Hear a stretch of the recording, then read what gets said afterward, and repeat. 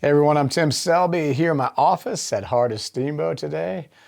And we are now in the season of Lent as we make our way toward the great celebration of Easter. And I want to take these weeks in Lent to do a deep focus on the final week of Jesus' life in Jerusalem. There's so much there in that last week, and I want to take these weeks to draw that out a bit. I'm going to be drawn from this book. Looks like it's been on the floor of my truck.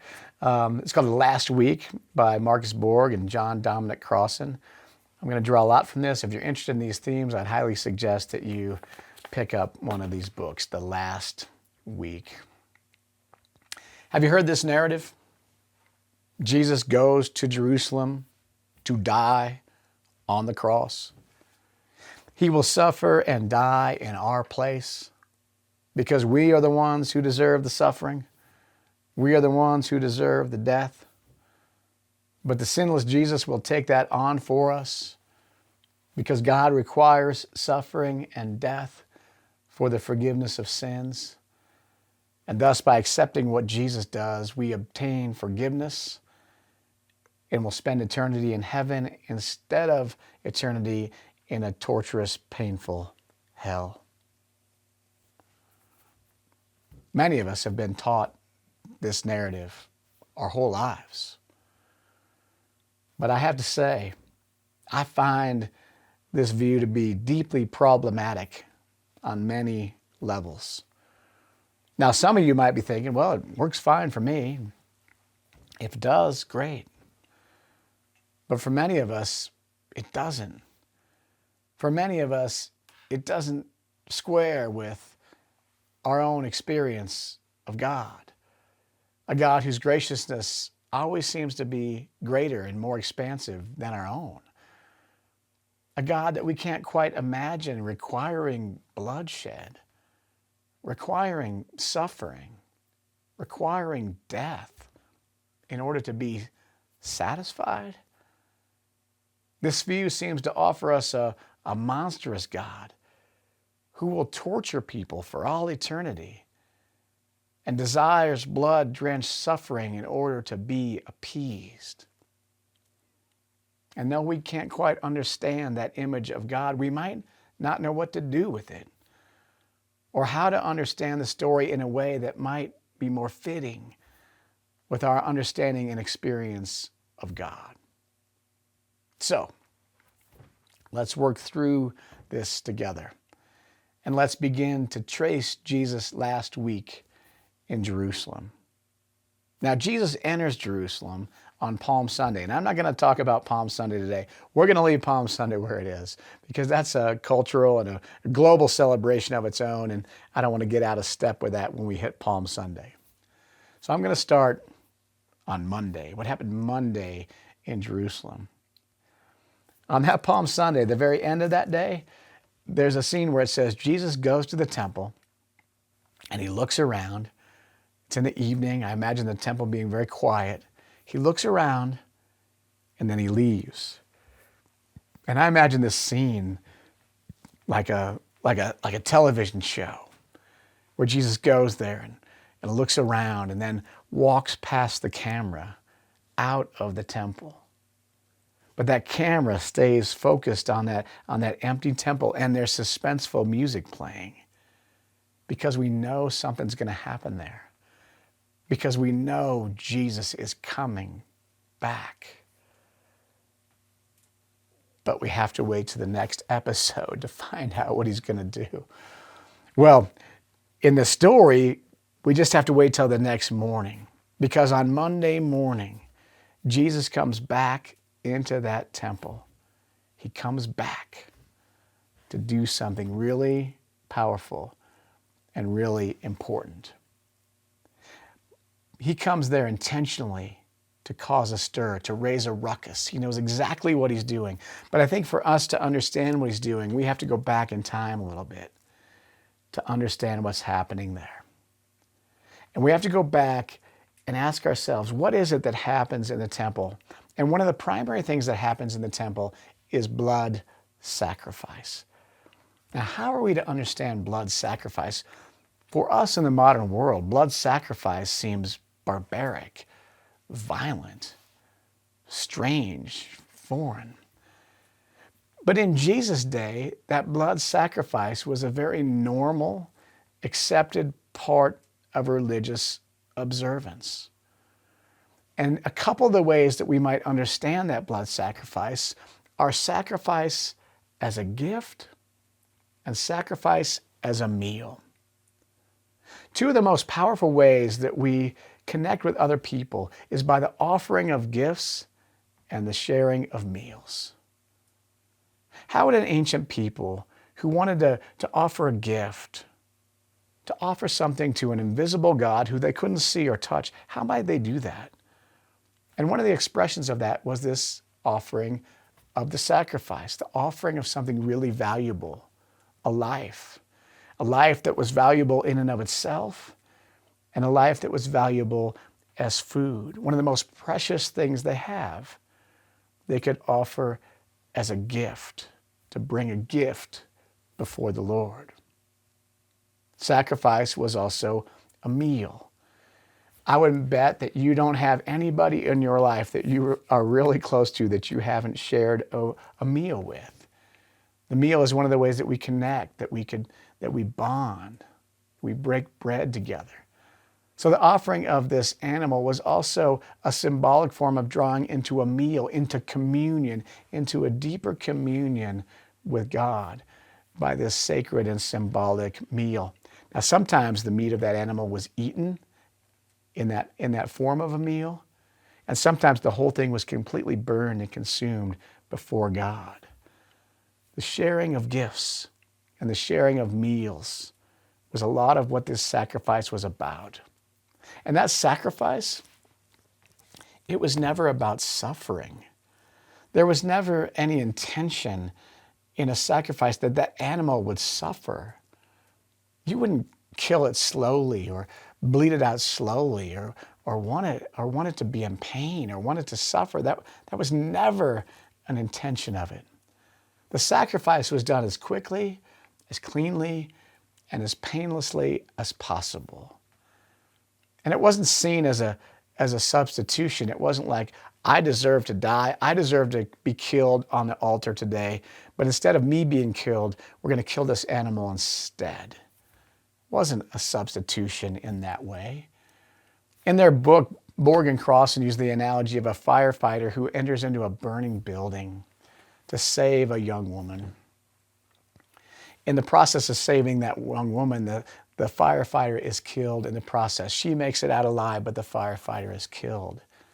We could say he made the sacrifice of his life for hers. But not because one of them was required to die, not because he had to die or she had to die, and certainly not because one of them needed to suffer. The sacrifice was made in the process of saving a life. I think if we read the Hebrew prophets, we see clearly that these sacrifices that were made had more to do with the human desire to make an offering to God, to draw into deeper communion with God. They were more about that than they were about what God wanted from those people. God's call on their lives was focused more on sacred living than it was with temple sacrifice. And when the people were not living in the sacred way, which means with compassion and justice, lifting people up and love, when they weren't living in that way but thought that their temple sacrifices were all that was needed to make things right, then the prophets called them out on it. And I want to read you a few of the prophets and what they had to say about this. First, let's start with the great prophet Isaiah, who says these words. What to me is the multitude of your sacrifices, says the Lord. I have had enough of burnt offerings of rams and the fat of fed beasts. I do not delight in the blood of bulls or lambs or goats. When you come to appear before me, who asked this from your hand? When you come before me, trample my courts no more. Bringing offerings is futile. When you stretch out your hands, I will hide my eyes from you. Even though you make many prayers, I will not listen. Your hands are full of blood. Wash yourselves, make yourselves clean. Remove your evil deeds from before my eyes. Cease to do evil. Learn to do good. Seek justice. Rescue the oppressed. Defend the orphan. Plead for the widow. Powerful words from Isaiah. Words we hear echoed in the prophet Amos, who says this, first person, speaking for God here, saying, I hate, I despise your festivals. I take no delight in your solemn assemblies. Even though you offer me your burnt offerings and grain offerings, I will not accept them. And the offerings of the well-being of your fatted animals, I will not look upon them. Take away from me the noise of your songs. I will not listen to the melody of your harps. But let justice roll down like waters and righteousness like an ever-flowing stream. Or we could go to these famous words from the prophet Micah. With what shall I come before the Lord and bow myself before the God on high? Shall I come before God with burnt offerings, with calves a year old? Will the Lord be pleased with thousands of rams, with 10,000 rivers of oil? Shall I give my firstborn for my transgression, the fruit of my body for the sin of my soul? He has told you, O mortal, what is good and what the Lord requires of you, but to do justice, to love kindness, and to walk humbly with your God. Are you getting the idea here? I think we have a theme. Hosea, the prophet Hosea, kind of sums it up in one line. I desire steadfast love and not sacrifice, says the Lord. I desire love. God, I think we hear clearly in our story, does not desire bloodshed. God doesn't desire suffering. God doesn't desire death. But God calls for justice, for love, for compassion, and for sacred living. Now, the last piece I want to read to you from the prophets, I'm reading to you a lot today here, but the last piece I want to read from the prophets is from the prophet Jeremiah. And this piece is fundamental to understanding what Jesus does on Monday in Jerusalem.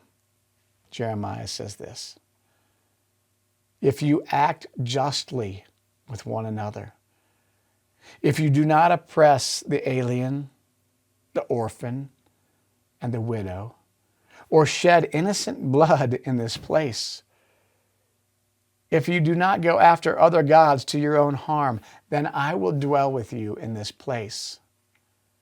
Has this house, which is called by my name, become a den of robbers? It's an interesting phrase, isn't it? A den of robbers. Very unique phrase.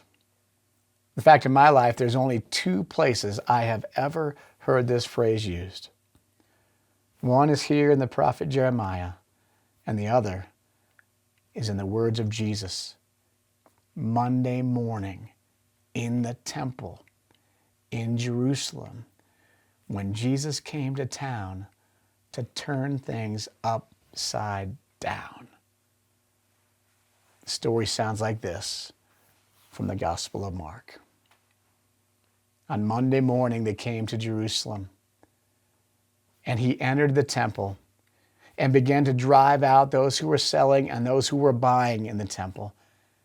And he overturned the tables of the money changers and the seats of those who sold doves. And he would not allow anyone to carry anything through the temple. He was teaching and saying, is it not written, my house shall be called a house of prayer for all nations, but you have made it a den of robbers." And when the chief priests heard this, they kept looking for a way to kill him, for they were afraid of him, because the whole crowd was spellbound by his teaching. And when evening came, Jesus and his disciples went out of the city. Jesus calls upon the words of the prophet Jeremiah. And it's interesting that a robber's den is not the place a robber commits a crime. It's not the scene of a crime.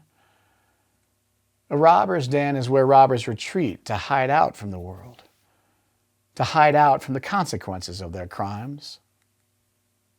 And likewise, the temple, instead of drawing people into a deeper devotion to God, had it become a hideout?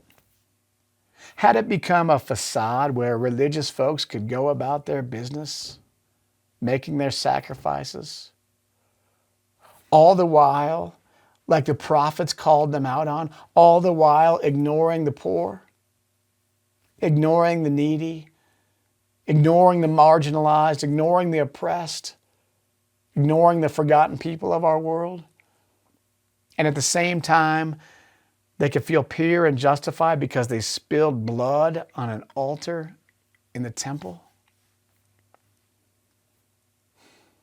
And Jesus was done with it. Jesus was done with it. But the crowd, did you hear what the crowd was? The crowd was spellbound. This poor Jewish teacher had walked into the temple and, like the prophets before him, called out the perversion of the religious rituals and the leaders who enabled what was happening. And as you can expect, those who were invested in that system, they wanted to kill him. But the people were spellbound, because deep in their hearts, they knew the truth and the wisdom of what he had done. They felt it in their bones, and they were awed by the courage that it took to do it. What a moment. What a moment there in the temple. And I want to say a word here about anti-Semitism. We've seen a rise of anti-Semitism in our world in recent years. We've seen a rise of anti-Semitism in our country in recent years. And we need to reject that in every way that it presents itself. And one of the ways that it shows itself is in lazy theology, lazy Christian theology around the final week of Jesus' life. Lazy in this sense. You might have heard it said that the Jews condemned Jesus. The Jews hunted and hounded Jesus. The Jews crucified Jesus. The followers of Jesus were afraid of the Jews. And there are scriptures, there's lines in the scriptures that allude to these things. But it doesn't take us much to remind ourselves that Jesus was a Jew. Jesus was Jewish. Most of his followers were Jewish. Most of what happens in his life happens in a Jewish context. People in the Jewish tradition and people from the Roman Empire together crucified Jesus because they were in a Jewish and Roman community. How could it happen any other way? When they say his followers were afraid of the Jews, most of his followers were Jewish themselves. They weren't afraid of a people of faith. They weren't afraid of a category or a whole religion of people. They were afraid of people within that tradition that would use violence and power to protect their own position. And those kind of people are in every tradition. We have those people in the Christian tradition, don't we? I think we do. So it doesn't take much to remind ourselves that this is not an indictment of Jewish people or the Jewish religion. It's the context in which it happens. And through the ages, we've seen in this narrative of the final week of Jesus' life, we've seen anti-Semitism connected to these kind of things. When all we need to do is remind ourselves of the context in which this happens and to not allow anti-Semitism to flourish because of the narrative of the final week of Jesus' life. We cannot allow that to happen. All right, let me wrap this up. This is Monday in Jerusalem. What a powerful day. What a defining day in the ministry of Jesus. It's known as the cleansing of the temple. May our hope and prayer be that Jesus cleanse our temple. May our hope and prayer be that Jesus cleanse our hearts and lives, that we may live in the sacred way that he and the prophets before him have called us to. May our hope and prayer be that Jesus cleanse our sanctuary, that what we do in our holy space together be a gift and a communion, and not a substitute for the great work that we have been called to do together outside of our sanctuary. Monday, what a day. I hope that you'll join me next week as we reflect on the journey of Jesus on Tuesday, on that fateful and final week in Jerusalem. Thanks for joining me. May grace and peace be with you.